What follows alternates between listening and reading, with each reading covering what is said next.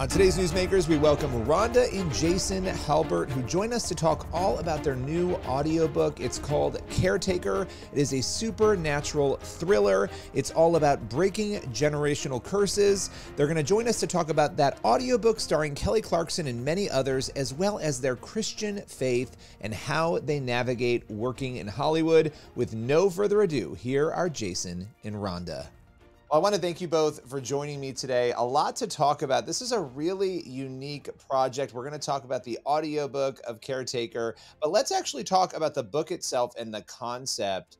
Jason, I'll start with you. Where did this concept for Caretaker originate? That's quite a story, but we've both been in the music industry for 30 plus years, and writing a book and being authors was never on our bingo card for sure. We went through a lot of family trauma starting in 2019, from cancer diagnoses to losing lots of family to battles with dementia to losing our home, etc. Went into some traditional therapy to try to work through that, and it wasn't meeting our needs. And so we had Amy Grant on the Kelly Clarkson show where I work. And Amy came on to perform, and we went out to lunch afterwards, and I'd never met her before in that context. And we started talking a little bit about it, and she recommended a therapy called Cereset. It's a non-invasive brain echo therapy that helps calm your brain so it can process trauma. And I was a little skeptical, but my son did it first. We were just desperate. Then my wife did it, then I did it. And I say that to say that within one day of that therapy, all of a sudden, all these ideas started just gushing out of my head. And we live in Nashville and LA. And so on the way to the studios every day, I would call my wife and we would start brainstorming, bouncing back and forth. And we thought we were writing a TV show or a movie at first. And a friend said, nope, write the book. And so that's what made us start writing the book. Wow. I have about 3.5 hours of voice memos that actually encompass the entire book from beginning all the way to the end, which is a trilogy. So we do know how book 2 and book 3 are going to work out as well. That's amazing. Wow. Okay. So Rhonda, for you, when it comes to Caretaker, for those who don't know, I guess, what would the general sort of elevator pitch for the book be? And again, we're going to get into the audiobook, but what would you say to them to get them interested in the project? Oh my gosh, Jason's so much better at the elevator pitch. It makes me nervous. You take the elevator pitch and then I'll jump in afterwards because he's so good at it. Yeah.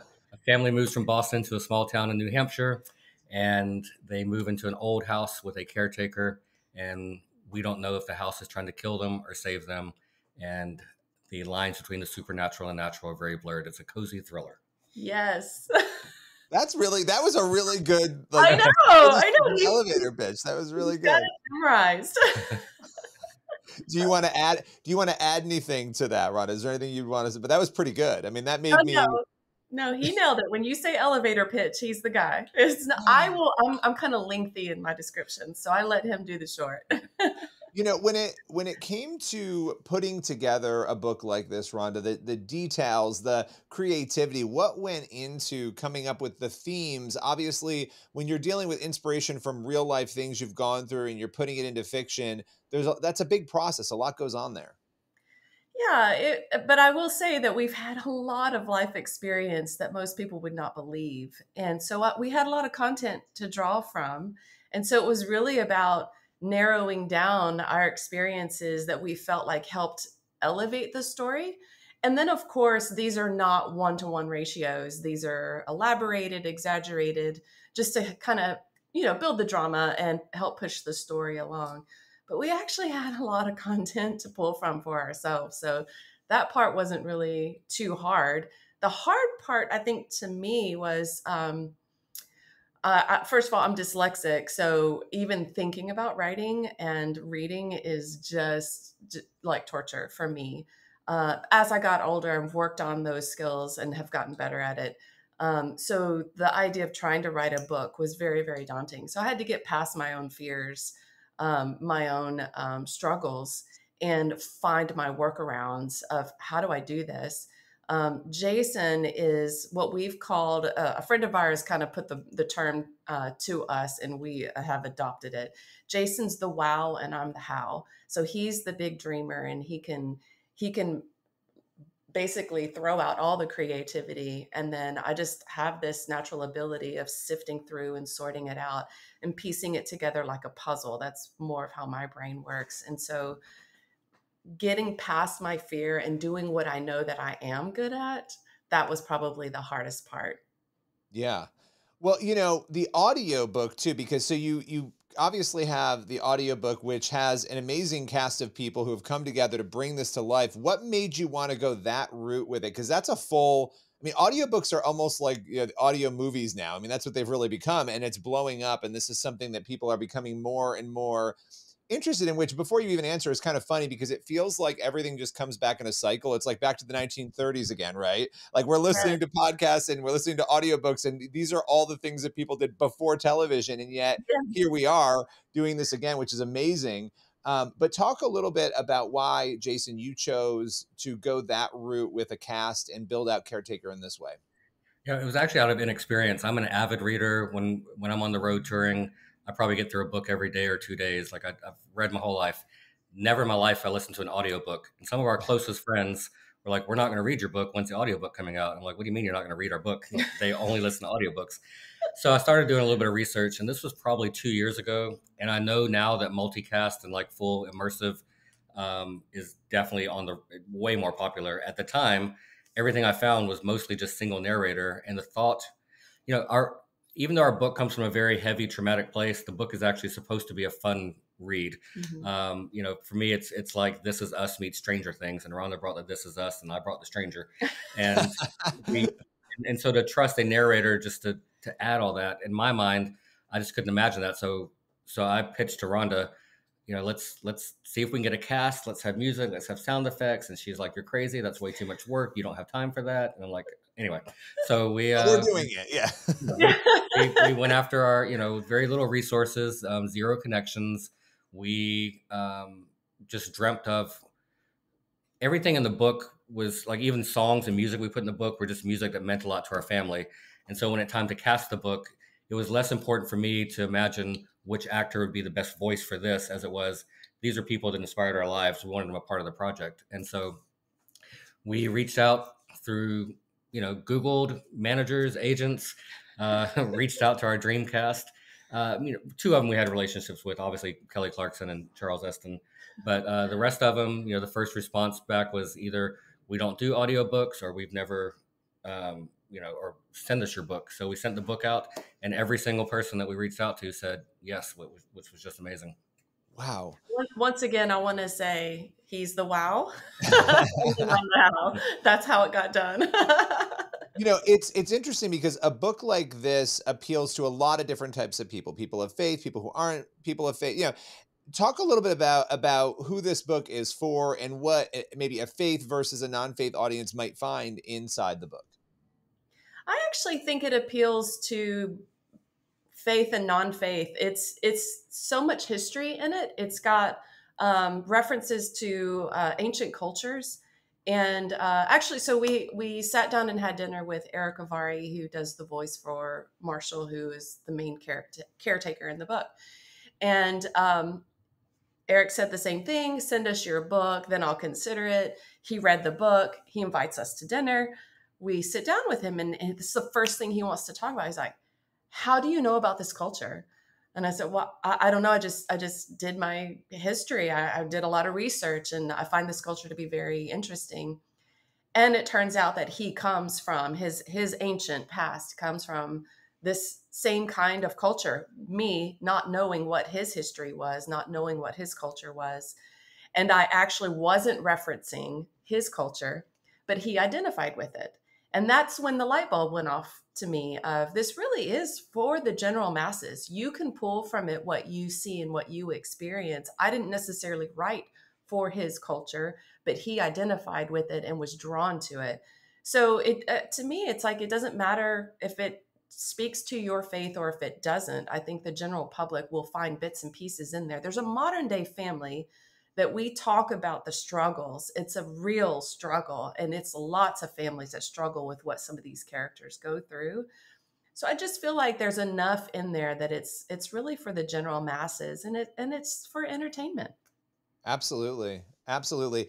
Now, the two of you have been in entertainment for a long time. I mean, you both have done a lot in entertainment, and you have obviously a strong marriage, and it's just interesting because when people are in entertainment, I always wonder, or in media, like how does that work? Is it difficult? What are the sort of challenges? How do you keep things together? And so, I know these are big questions, but I think it's fun to talk about. So, Jason, what has that been like for you, just keeping your head on straight while you're in such an interesting industry? Yeah, it's we made a decision. I've I've known my wife since I was 8 years old. I don't know when she first knew me, but I definitely knew her at 8 years old. And we started dating young. We got married at 18, and my father was married over 10 times in my life, and so I swore Wow. that when I got married, this would be the one. Um, and so we made decisions very early on. When I moved to Nashville in '93, Mhm. within 6 months, I got a job touring with DC Talk, my first band ever. And we were 100 dates plus on the road. And we saw very quickly that there's no way our marriage could be sustained under that lifestyle. And so, whenever, skipping a bunch of stuff, when Kelly Clarkson asked me to tour, the first thing I said is, I can't go more than 3 weeks without seeing our family. So, um, to her credit, allowing our family to be on the bus, but to our financial burden, flying my wife and kids out, we made a conscious decision to keep our family together. And I think that's been a part of it that's paid off. And being married in the creative, and like she said, how and wow, we are so different. We've experienced the supernatural in many different ways. Our faith, even though we grew up in the same church environment, our um, capacity to hear and understand God is very different, and that's all incorporated into this book. So I don't know the success of it other than we are deeply rooted in our faith as a marriage, and I think that's been everything. Well, and Rhonda, I'll come to you here on this, but obviously, not that you need to be rooted in faith to have a strong marriage, but I think obviously faith, it being the centerpiece of everything, when you put it at the center of your marriage, it's what provides health and stability for a marriage, for family. And in the industry, it is very, very difficult to have those things, even when you do have faith. So the fact that you guys were so committed and did that is really powerful. Rhonda, I'd love to hear your perspective on this because obviously, I know you homeschooled your kids too, so you were super active doing that, and one of the hardest jobs and most rewarding jobs in the world. Yes, and amen. Yeah, so I have to give not only Miss Kelly Clarkson a lot of credit, but also Jason a lot of credit. When he sets his mind to something, when something's prioritized, he sticks to it, and he put family first. And that really is what made the difference. It takes the effort of him saying, no, this is important to me. This is worth fighting for. And like he mentioned earlier, we did pour a lot of finances into that so that me and the kids, not just me, but me and the kids could travel. So my kids have been all over the world. And we incorporated our homeschooling with that. They would take their workbooks with them and they would write their essays and papers on the airplane and get all their homework done on the way there. And then we would go and see Brussels, or we would go and see England or Ireland. And in the meantime, teaching them about British history or, anything that we could incorporate to make it part of school, but also part of our lifestyle, part of our family. And it took a lot of financial sacrifice to do that. But I believe it was absolutely worth it because here we are 32 years later. And I will admit we are kind of an anomaly in the entertainment industry because of it. But it really took a lot for Jason to say, no, my family comes first. And then he went to his boss, and then she graciously was like, yeah, whatever you need. And she loves and adores us. And she was just like, yeah, whatever you need, bring the kids. I don't care. I love family. So I think we just really were blessed by a great husband and a great boss. I love that. And when it comes to the projects you do, like Caretaker, music, being in entertainment in different capacities, which you both have been, how does your faith motivate you? What role does it play? Are there things you have to say no to, yes to? I mean, when you talk about hearing the voice of God, does that guide you where you're going to go in the industry? It's a really interesting question. This is a much longer, deeper conversation, but from early on, in our minds, we don't separate the secular and the sacred. So to us, it's never, it's all and it's nothing at the same time. And so our faith is such a deep part of root of our lives that even when I'm thinking about a project or thinking about something, it's never a question to me of, is it this or is it that? It just, the things that I'm naturally inclined to are just naturally a result of who we are anyway. And so I don't feel like we can be steered wrong in that area. Yeah, absolutely. No, that's amazing, and that's how it should be. You know, I think sometimes we overcomplicate the way we answer that question. You know, Yeah. wherever we are, whatever industry we're in. But here's the thing: you have this amazing audiobook, and where can people go if they want to get Caretaker and they want to hear this and hear this incredible cast? Where can they go to do that? It's easy. It's rjhalbert.com, and so it's out May 7th. Yep. Awesome. So exciting. Congratulations to you both. And we appreciate you coming on. We'd love to have you back again. Awesome. Thank you for having us. Thank you so much. That's all for today's Newsmakers. Make sure you head on over to the CBN News YouTube channel and cbnnews.com for more of the news you need to read. We'll see you again tomorrow.